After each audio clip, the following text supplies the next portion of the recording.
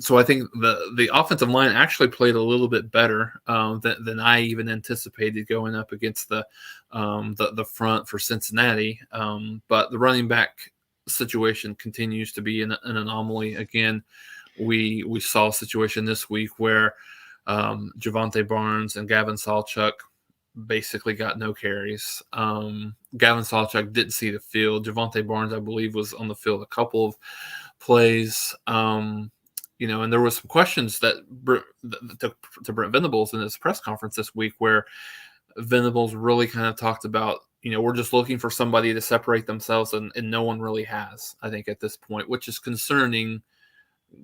4 weeks into the season at this point, you would like to see one, separate themselves. I think the situation with Gavin Sawchuk is, he had an injury in fall camp, and he's really just not in game shape. So I think that's the concern with him. I don't know what the situation is with Javonte Barnes. I just don't. I don't know if he's in the doghouse. I don't know if he's not practicing well, and that's not allowing the coaching staff to have a lot of trust in him come game time. But I think that's probably the running game is a big concern, because you could see watching that game, they have no confidence in the running game. Now, it got going a little bit in the second half, early on in the third quarter, but you've got to have that complementary run game, to be able to be as efficient as you want to on the offensive side of the ball. So, it's kind of interesting, Mark, over the last however many years, just name the years, and you can go down that path, that it's the conversation's always been on the opposite side, right? It's always been, offense is putting a lot of points on the board, but the defense can't get stops. Now, it's a little bit transverse right now, right? I think if you're an Oklahoma fan, you're past the point of being concerned if this is fool's gold like it was last year, but is the team as dominant as you think that they are defensively? Anytime you go on the road and you give up 6 points, that's a tremendous defensive performance. Whereas last year, once they got into conference season, the wheels started falling off. They gave up 40 points to Kansas State and TCU and Texas back to back to back.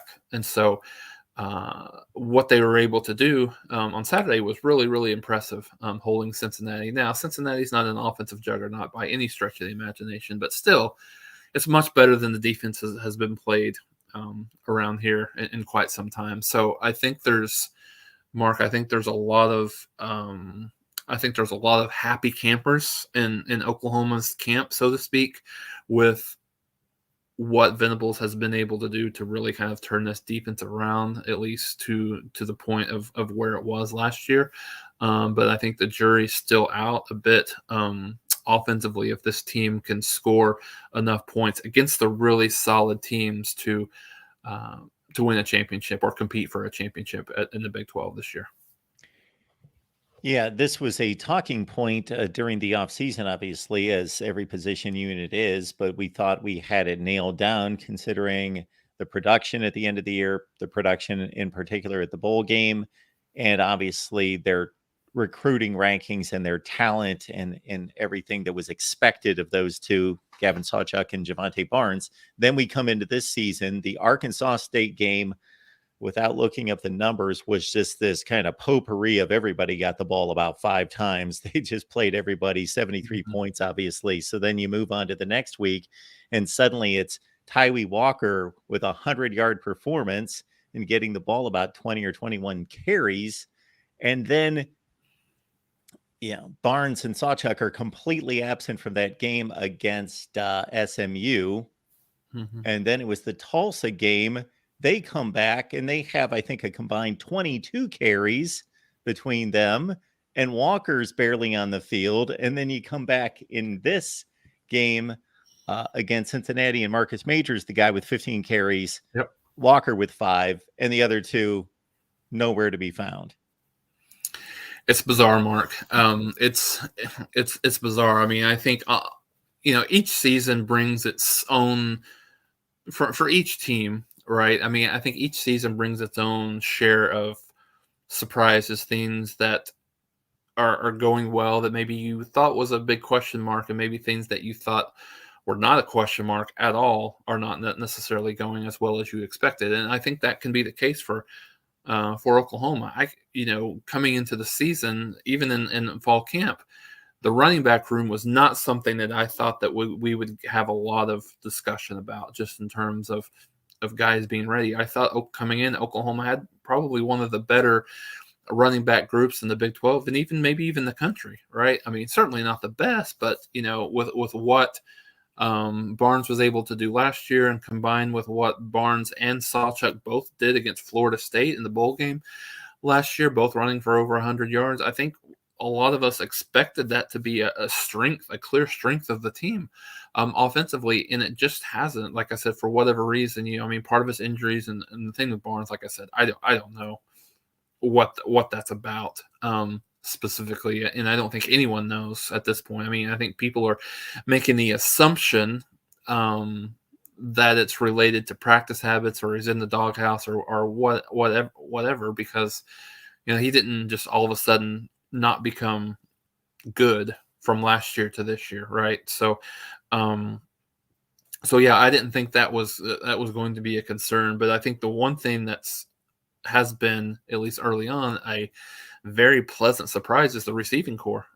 It was a group that, without Marvin Mims, didn't really have a huge established leader, and now that they've got 3 or 4, maybe even 5 guys that that they can count on. Nick Anderson's a kid that's really coming on. He had another touchdown on Saturday. Andrel Anthony is becoming kind of the deep threat, almost kind of a go-to guy. He had 7 catches for 117 yards Saturday, and Jalil Farouk is still doing what he does. He's very, very consistent and constant. So it's interesting as conference season comes into play, with a perceived kind of weakness on the running back side, and even the offensive line to a certain degree, if they're not even able to get to a high level. I mean, if you're Oklahoma, are you a team that's looking at, is Dylan Gabriel going to have to throw the ball 35 to 45 times a game for Oklahoma to win in these games where you're playing a really strong defense? And I know Iowa State's got certainly not the best team in the conference this year for sure, but they played pretty well offensively on Saturday against Oklahoma State, and they're a pretty good defensive team. They have been over the last few years under Campbell. So, but as a team coming into Texas in 2 weeks, so yeah, that's interesting. I think obviously, as I mentioned, not what we expected coming into the season, but it is what it is, and that's where I think that's where we're at with this team. So, looking at ways, how can Oklahoma improve offensively in terms of the running back room, not necessarily improve the production, because it's not what Oklahoma has seen a lot in the past, and it could be timing plays. I mean, situations where some of these guys didn't really get a lot of run early on in fall practice with the first team, and so they're really kind of getting used to that, but and used to seeing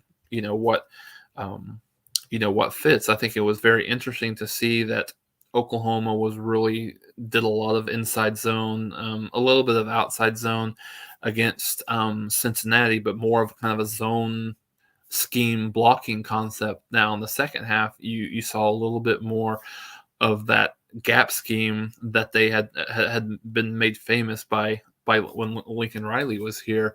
That guard tackle over, you saw a lot of pulling action in the second half, and that was a lot more successful for Oklahoma. So I think that will be something to kind of look for, Mark, and against Iowa State, and then moving forward, is do they change their bread and butter? Is the offensive line a little bit better from a run blocking perspective and more of a gap scheme versus a zone scheme? And then does that maybe fit the talent of Marcus Major and Tawi Walker, if those two are going to be the guys right now, in terms of getting a little bit more production out of the running game?